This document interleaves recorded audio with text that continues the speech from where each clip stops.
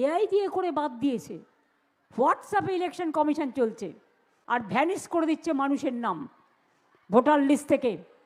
আমি বলি মানুষের অধিকার ভ্যানিশ হলে আপনারাও কিন্তু ভ্যানিশ হয়ে যাবেন, এইটুকু মাথায় রাখবেন। সবাই নিজের নামটা দয়া করে তুলবেন, তাতে একটু কষ্ট হলে হবে, কিন্তু নিজের অধিকার রক্ষার লড়াই এটা। এ লড়াই বাঁচার লড়াই, এই লড়াই বাঁচতে হবে। আমরাও আইনের সাহায্য নিচ্ছি, আগামীকাল কোর্ট খুলবে, আমরাও আইনে যাব।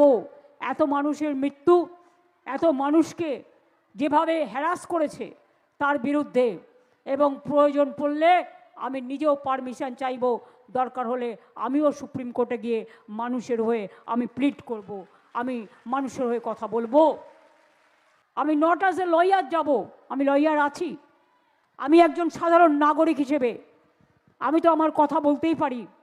আমি আমার কথা বলার পারমিশন নেব এবং চোখে আঙুল দিয়ে দেখাবার চেষ্টা করব গ্রাসরুটে কি চলছে, গ্রাউন্ডে কি চলছে, কিভাবে মানুষকে হেনস্থা করা হচ্ছে। যতই চেষ্টা করে বিজেপি, মিলবে না কো জিলিপি, যতই চেষ্টা করে বিজেপি, মিলবে না কো জিলিপি।